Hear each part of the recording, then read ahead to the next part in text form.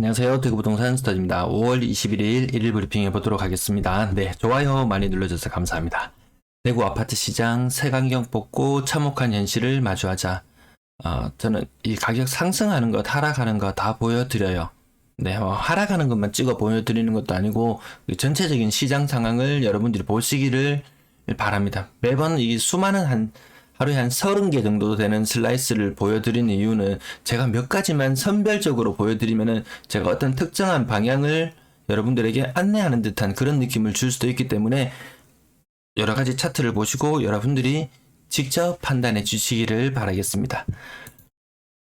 대구 아파트 시장 색안경. 네, 누군가는 끊임없이 상승한다는 색안경을 끼고 있을 것이고, 네, 강창훈님 반갑습니다. 누군가는 끊임없이 하락할 거라는 그런 쪽으로 색안경을 끼고 바라보는데 전체를 바라보고 조금만 이제 객관적인 눈으로 바라볼 필요가 있지 않을까? 자, 대구 참혹한 현실, 요 주간 실거래 지수, 그리고 전세 실거래 지수에서 볼 수 있듯이 좀 상황이 좀 안 좋은 건 좀 분명한 사실인 것 같아요. 인천은 추후에 더 많은 공급 물량을 앞두고 있어요. 굉장합니다, 사실. 인구가 늘어나는 숫자 대비 좀 인구 증가세도 조금 둔화되었어요. 근래 들어서는. 그에 반해서 공급은 엄청나게 많을 것이다. 부산 지역은 어떨 것인가? 부산 지역 대구나 일일 실거래 가격 변동되는 현황을 살펴보면은 큰 변화가 없어요. 거의 대동소이합니다. 그럼에도 불구하고 숫자상으로만 이렇게 나타나니까 심리가 더 위축되는 경향이 있는 것 같습니다. 매수 심리 21.3 대선 전보다 살짝 올라간 수치. 그 의미가 없어요. 광역시 중에서는 매수 우위 지수가 꼴찌. 매수세가 0에서 1.3으로 살짝 올라가긴 했지만 오히려 제가 봤을 때는 매도세는 더 강해졌고 매수세는 더 약해졌는 흐름. 더 이상 매수세는 약해질 수 없을 만큼 끝까지 내려와 버렸다. 매도 물량, 임대 물량 보시겠습니다. 자, 매도 물량 오늘 토요일 증가하는 날 맞아요. 토요일날 매도 물량 증가해서 31,338건. 그러면 월요일, 일요일 또 양일간 매물이 감소합니다. 그리고 더 가파르게 증가해요. 요 가파르게 증가하는 요 짝대기 요거 한 개가 월요일, 화요일, 수요일 증가하는 요 분량이 한 2,000개 정도 돼요. 2,000개. 네이버 매물 등록했다 사라졌다 다시 등록했다 사라졌다 이 과정을 거치긴 하는데 끊임없이 우상향하고 있는 모습. 전세 물량 8,090건. 미묘하게 뭔가 올라가요. 미묘하게 올라가는 듯한 느낌 드는데 5월 말에 예측치 9,520건에 한참 미달하지만 이것이 뭐로 나왔다고요? 매도 물량으로 더 전환되어서 나왔다. 그리고 일부는 반전세로 전환되었다.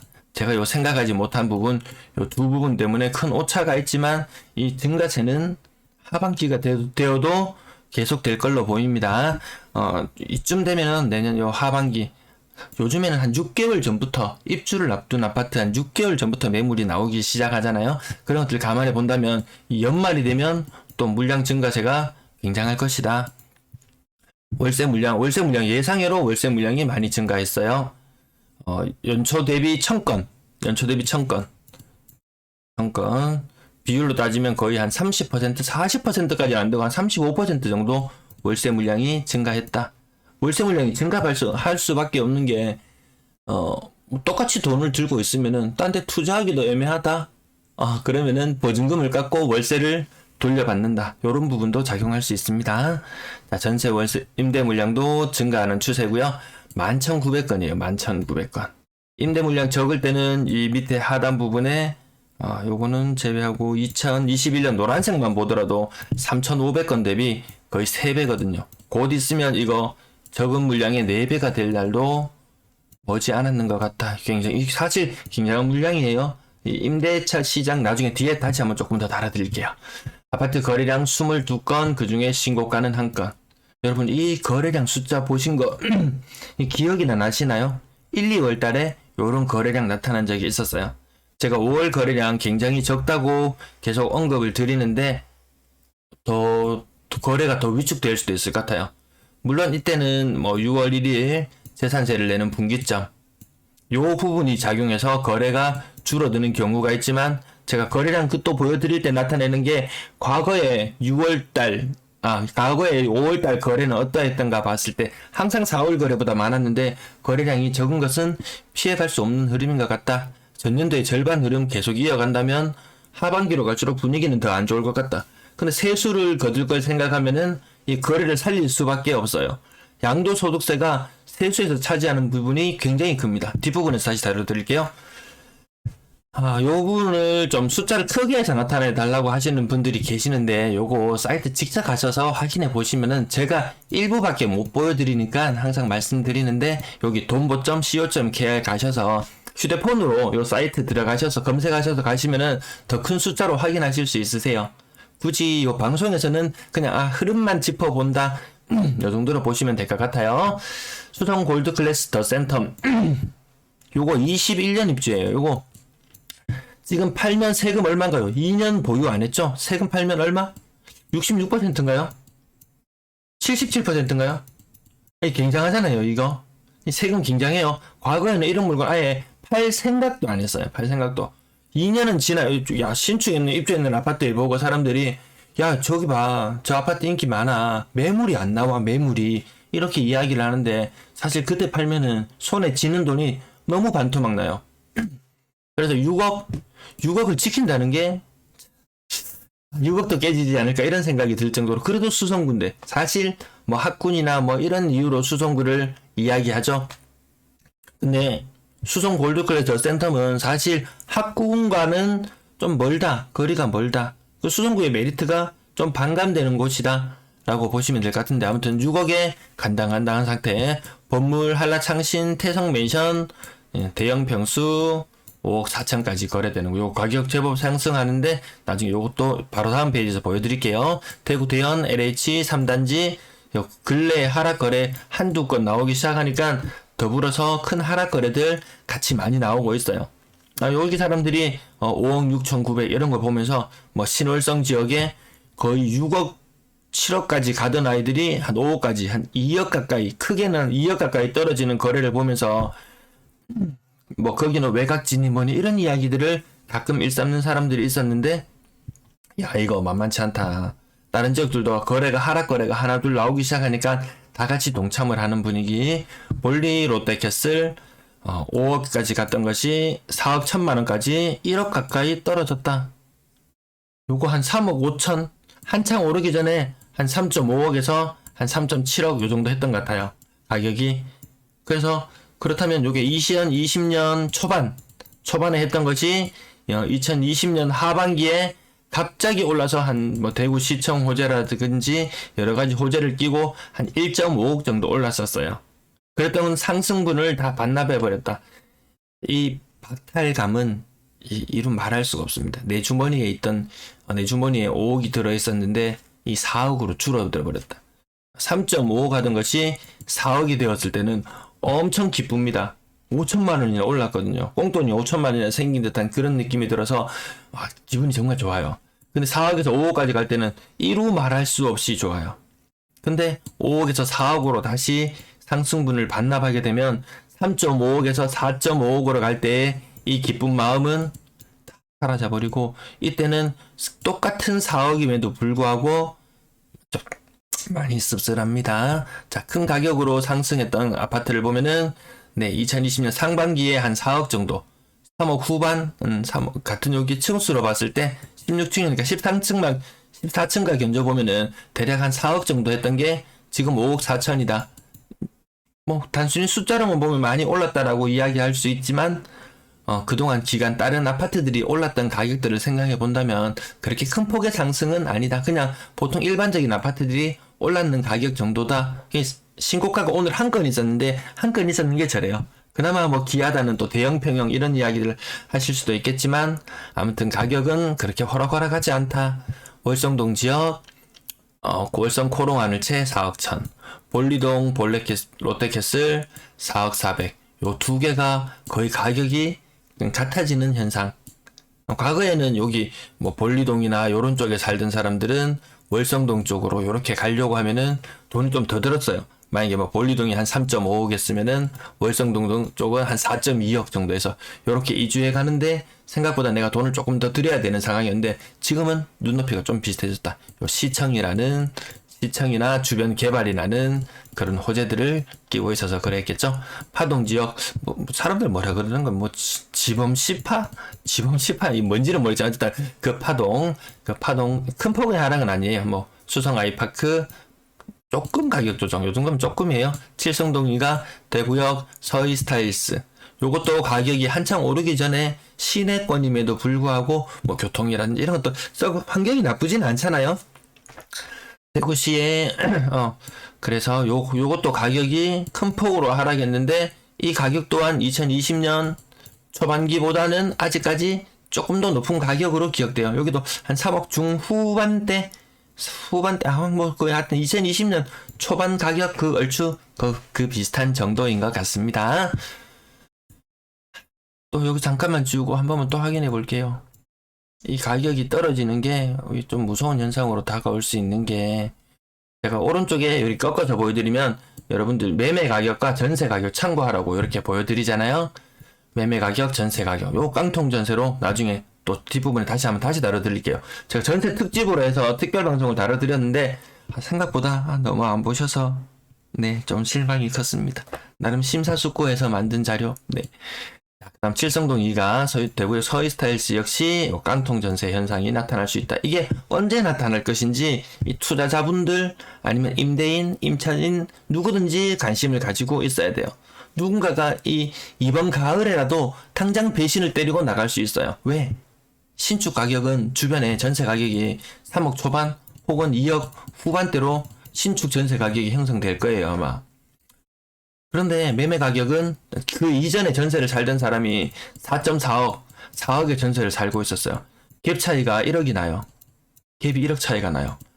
그러면 이사해서 나갑니다, 이 사람들. 갑자기 배신 때리고 나갑니다. 예상치도 않아서 지금 시점에 예상치도 않고 있었어요. 임차인 들어올 때 당연히 4년 살겠지. 갱신 청구권. 그 언론에서 임차인에게 굉장히 유리한 거라고 이야기를 하기 때문에 머물러 살겠지. 이렇게 착각하고 계시다가 임차인이 갑자기 나간다는 이야기를 할 수가 있어요. 그러면 한 2개월 전에 특히 이 수시로 좀 확인을 해봐야 되는 게 뭐 6개월에서 2개월 전에 뭐 사이에 뭐 통보를 해야 된다 뭐 이런 말들이 있잖아요. 그러면 정말 임대인하고 임차인하고 좀 관계가 매끄럽지 않고 좀 껄끄러운 관계였다. 그러면 풀로 날짜를 채워서 2개월을 앞두고 나간다고 통보가 올지 몰라요. 네, 꿈나무님 반갑습니다. 재형 배님, 배재형님 반갑습니다. 그래서 이렇게 되면은 이 임차인이 임대인을 골탕 먹이려고 이렇게 할지도 몰라요. 그러면 갑자기 임대인만 곤란해지느냐? 임차인도 사실 곤란해질 수 있어요. 근데 지금 관계가 안 좋으면은 여러 가지 문제들이 생길 수 있겠죠. 자, 성서 우방타운도 한 10% 정도 하락하고 나머지 아름다운 나날 신서동 여기도 신서동도 같은 동네로 묵이나요?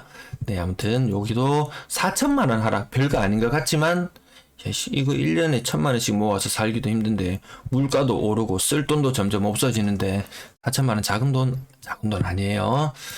2억 6천만원이 3억짜리가 4,800만원 하락고 이 모든 것들이 깡통 현상들이 다 같이 나타나고 있는데요. 여기 4,800 구암동 여기 북구 지역 4,800만 떨어졌는데 5억짜리가 4억으로 바뀌는 충격과 거의 같은 충격을 느낀다고 보시면 될 것 같습니다. 자, 그 다음 덜 빠졌는 지역이 덜 오른 지역이 덜 빠진다. 근데 맞는 말이기도 하고 틀린 말이기도 하고 이 가격 하락 부분대 보면은 뭐 공시지가 1억 이하 아파트들 네 지영님 반갑습니다. 어서 오세요. 한 1억 정도 일단 뭐 2억 4천만 원이 1억 9천만 원으로 단순히 요 가격이 5,400만 원 빠졌다. 요렇게도 볼 수 있고요. 또 요렇게 저가 아파트들, 오래된 아파트들 1억 미만 뭐 공시지가 1억 미만 갭 투자로 들어가서 법인 사업자들 이런 사람도 한 돈 1,000만 원, 1, 2천만 원 들여가지고 깔끔하게 리모델링을 해서 판다 치면은 이거 2.44억이 최고점이 거래되었다고도 할 수 있지만 한 2.6억 정도에 거래되었던 것이 1.9억으로 주저앉았다. 요렇게 볼 수 있는 사례들도 숨은 사례들도 생각보다 많아요. 근데 너무 세세한 거 다 따지려고 하면 머리 아프니까 우리는 일단 금액적인 부분만 계속 짚어가는데 가격 하락 부분도 하단 부분도 10% 20% 요 3,600만 원 떨어지고 3,500만 원 떨어졌지만 이거 하락 비율이 거의 20% 가까이 돼요. 네, 다 같이 떨어지고 있는 그런 모양새. 제가 오늘 요게 마지막 페이지인가요? 네, 요게 마지막 페이지. 가격이 오늘 거래가 21건밖에 안 되어서 하락 거래 특히나도 눈에 많이 띄는데 황금동 해피하우스 21 21 뭔가요? 이거는 21N1인가요? 네, 요거 지금 그 서울에 있는 업자들이 매입하는 거였나요? 작년 말에 서울 수성구에 외지인이 매입한다고 했던 그 아파트 기억나시죠? 나름 고가에 팔렸던 것이 지금은 가격이 점점 떨어지고 있는 모양새. 저는 그때 당시만 해도 이거 순식간에 다 매입을 해서 다시 부수고 다시 짓는 공사를 할 줄 알았는데 아직까지 이게 시간이 질질 끌고 있는 그런 모양새입니다. 이 사업이 이거 엎어지거나 그런 일은 없겠죠? 네. 건당 거래 대금 오르락내리락 가격 거래량이 오르고 할 때는 가격이 조금 받쳐주지만 거래량 떨어지면서 같이 가격도 다시 5월달 들어서 다시 떨어지는 모양새고요. 거래량 5월의 거래량 요거 계속 눈여겨보고 계셔야 돼요. 또 다른 지역도 3, 4월의 거래량은 이미 거의 이 정도 수준까지 올라와 있어요. 제가 지금 옆줄을 긋고 있는데요. 요 정도 수준까지 많이 왔음에 비해서 대구 지역은 3월, 4월 거래량도 그렇게 많은 편은 아니었고, 그리고 5월의 거래량이 계속 의심스럽다. 3억 미만 거래 비율 늘어나고 있지 않고요. 6억 이상 거래량 분위기 뭔가 좋은 듯 올라왔지만 다시 5월 들어서 다시 힘을 잃고 있는 모습이에요. 6억 이상 거래 비율도 4, 5% 정도 유지하고요. 분양권도 한 건. 경남 센트로팰리스 이건 미분양 되어가지고 미분양 되어서 뒤늦게 막 분양하고 대구 테니텐 카페에 보면은 이거 마이너스 프리미엄이라고 아니면 뭐 무피라고 프리미엄 0이라고 이거 끊임없이 광고 나오던 그 물건이었는지는 모르겠지만 아무튼 거래가 또 최근에 이뤄지긴 했습니다. 이 분양할 때 고전했던 것은 입주할 때도 더 고전하네요. 보니까 입주 시점이 다가오면은 더 고전할 것 같습니다. 전세 거래량 69건 중에 신고가는 5건. 전세 아직도 신고가가 나오기는 해요. 기간에 15건을 제외하고 나면 54건 전세 거래. 지금 신고율이 높아지고 있는 것을 감안해 보면 전세 거래도 그렇게 활발하지 않다. 생각보다 전세 거래 활발하지 않다. 가격 상단 부분 이 높게 뛰어 올랐는 거. 이런 거 보면 또 의심도 할 수 있어요. 주전세. 야, 집 사줘. 주전세. 내가 비싼 전세로 들어가 줄게. 뭐 요런 계약들도 간혹 있을 수 있고 어쨌든 전반적으로 앞자리 숫자가 바뀌면서 끊임없이 하락하는 사례들 나오고 있어요. 자, 그 다음 요것도 잠깐만 스쳐 지나가겠습니다. 6억 2천까지 같은 것이 4억 4천, 6억 3천까지 같은 것이 4억 3천. 물론 갱신일 수도 있지만 수성구의 전세가율이 좀 의심받는 요런 거 15억짜리 아파트면 전세가가 한 7.5억 요랬던 것이 한 10억짜리 아파트면 전세가가 한 6억, 한 8억짜리 아파트면 전세가가 한 5.5억 요런 식으로 나름 전세가율에서 고가 아파트들의 전세가율 그리고 가격이 낮아지면은 전세가율이 조금 높아지고 요런 경향들이 있었거든요. 근데 요런 것들이 최근에 많이 무너져요. 뭐 8억짜리 매매가가 8억일 때 전세가가 4억 정도로 이 과거에 고가격 아파트, 고가 아파트에서만 나타나는 현상들이 지금은 중고가 아파트에서도 나타나고 있다. 자, 그 다음 앞자리가 바뀌는 것들만 간단하게 체크만 해볼게요. 앞자리가 억 단위로 바뀌는 것만 요거 억 단위 한 7천만원도 동그라미 7, 8천만원도 동그라미를 쳐보면은 이 전반적으로 이 하락이 다 주류를 이룬다. 그래도 아직까지 전세 3억 4억 그런 물건 많아요. 거래는. 자, 평균 전세 가격 끊임없이 하락하는 요 모양새를 가지고 이 가을에 이 10월, 9월, 10월의 월 위기를 한번 생각해 봤습니다. 그린그린님 반갑습니다. 정말 햇살이 너무 따가워요. 다음 주 되면 또 굉장히 더울 것 같네요. 다음 달에 부동산 세금 나오는 달인가요? 세금 이제 측정되는 달이라고 해야 되나요? 기산일이라고 하나요? 네, 그 날짜를 기준으로 이제 세금 부과되는 대상이 정해지는 거죠. 아직까지 여름 더 지나서 6월달에 안 나오고 언제 나오면 7, 8월에 나왔나요? 고지서가 나오면 아무 생각 없이 세금을 내다 보니까 언제 나왔는지도 기억을 잘 못하겠네요. 그리고 3억 미만 전세 거래 비중이 끊임없이 계속 높아지고 있는 모양새. 아직까지 방향 바뀌지 않았어요. 금리 충격 한 번, 두 번 땅땅 오면은 이거 금리 언제 가요? 5월 26일 날 금통이 열리나요? 네, 금리 오르면은 또 한번 충격이 오는데 바로 충격은 안 온다 그랬어요. 사람들이 피부로 느끼는데 한 2달쯤 걸린대요. 4억 이상 전세 거래량 줄어들고 비율도 줄어들고 10% 정도. 그래도 이 정도는 유지해줘야지. 10집 중에 한 집 정도는 그래도 4억 이상은 살아야지. 그래야지 그 뭐 대구의 아파트 5억, 6억 이상 하는 아파트들도 이 세입자를 구하지. 이런 느낌이었어요. 월세 거래량 70건, 기간에 21건 제외하고 나면 49건의 월세 거래량. 뭐 신고율이 높아진 거에 비해서 뭐 건수는 뭐 무난한 정도의 수준이고요. 아무튼 요 거래량이 계속 숫자가 높게 나올 거예요. 여기 거래가 굉장히 활발하구나. 전세 시장, 월세 시장 살아있네. 요렇게 착각하시면 안 된다고요. 임차인도 마찬가지, 임대인도 마찬가지. 양쪽의 입장에서 같이 고민해 봐야 됩니다. 평균 월세 가격은 내려가고 있는 모양새고요. 여기 반전세, 이때까지만 해도 반전세를 여파로 굉장히 전세가가 높아졌는데 물론 더 높을 수는 있어요. 평균 월세 가격. 그러면 보증금이 떨어진다. 월세 가격이 높아지면 보증금이 좀 떨어질 수 있다. 임대 거래량 숫자 계속 더 많이 거래가 신고될 줄 알았는데 생각보다 이 상당 부분은 높지는 않은 것 같아요. 네, 시청 감사합니다. 뒷부분 잠시 이야기 나눌게요.